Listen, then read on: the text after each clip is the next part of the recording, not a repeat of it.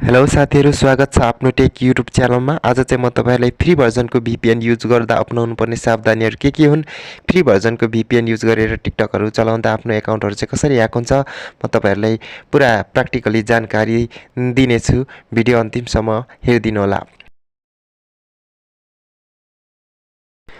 मैले चाहिँ तपाईहरुलाई एक्जाम्पल दिनको लागि एउटा फ्री भर्जनको VPN डाउनलोड गरेको छु।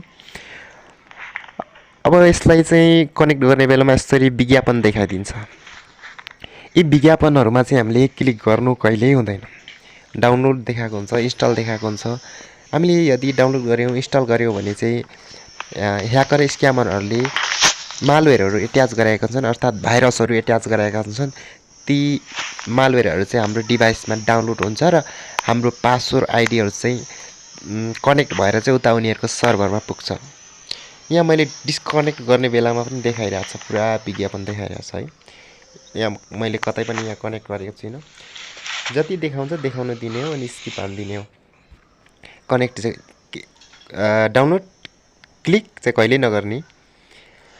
यदि हामीले डाउनलोड क्लिक अचानक गर्यौं भने पनि हाम्रो एकाउन्टहरु चाहिँ एकदम जोखिममा पर्छ।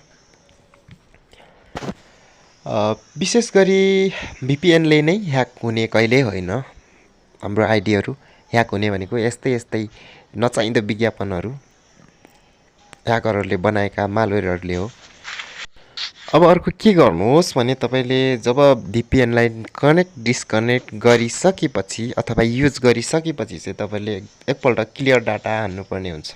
यसो गर्नुभयो भने चाहिँ तपाईको अचानक डाउनलोड भएको मालवेयरहरु डिलिट हुन्छ।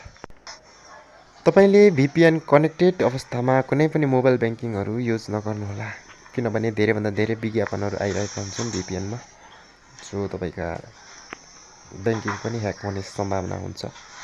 त्यसैले मोबाइल बैंकिङ युज नगर्नु होला। यदि गर्नुहुन्छ भने चाहिँ